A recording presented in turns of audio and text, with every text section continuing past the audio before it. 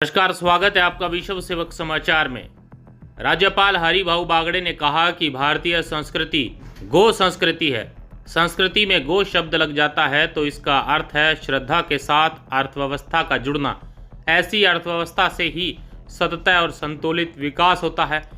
उन्होंने ग्रामीण अर्थव्यवस्था को सुदृढ़ करने के लिए गाय को केंद्र में रखकर उसके उत्पादों से जन जन को जोड़े जाने का आह्वान किया। उन्होंने कहा कि गोधन संरक्षण के लिए गौशालाओं की स्थापना संग नंदीशालाएं भी स्थापित की जाए। राज्यपाल शुक्रवार को विद्याधर नगर में देवरहा बाबा गौ सेवा परिवार द्वारा वैश्विक संगोष्ठी प्रदर्शनी के आलोक में आयोजित गौ महाकुंभ 2025 में संबोधित कर रहे थे। उन्होंने भारतीय ज्ञान परंपरा में गाय की महत्ता से जुड़े संदर्भ देते हुए कहा कि गौ सेवा से बड़ा कोई धर्म नहीं है। हमारे वैदिक ग्रंथ शास्त्र सभी गौ को पूज्य कहते हैं, परंतु जिसे पूजा जाता है वह हमारी अर्थव्यवस्था का बड़ा आधार है। यह गाय ही है जो हमें दूध के रूप में पोषण देती है। गाय का घी, पनीर, मावा आदि बहुत से उत्पादों से ही भारत की अर्थव्यवस्था सुदृढ़ है।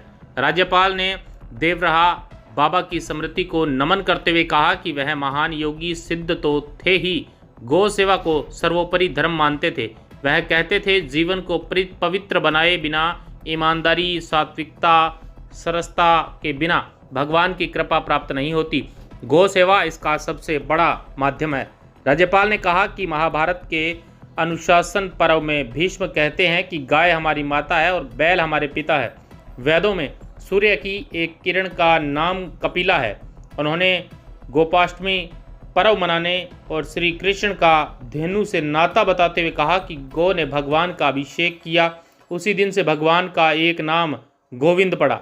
गाय विश्वरूपा है, वह अखिल ब्रह्मांड का प्रतिनिधित्व करती है, इसलिए गाय संरक्षण के लिए सबको मिलकर कार्य करना चाहिए। श्री बागड़े ने गौ महाकुंभ 2025 में गाय के उत्पादों की लगी प्रदर्शनी का अवलोकन करते हुए गौ उत्पादों के प्रभावी विपणन के लिए भी कार्य करने पर जोर दिया। उन्होंने इस अवसर पर गाय का पूजन किया और गौ संस्कृति के लिए समर्पित होने की आवश्यकता जताई। ब्यूरो रिपोर्ट, विश्व सेवक समाचार, जयपुर।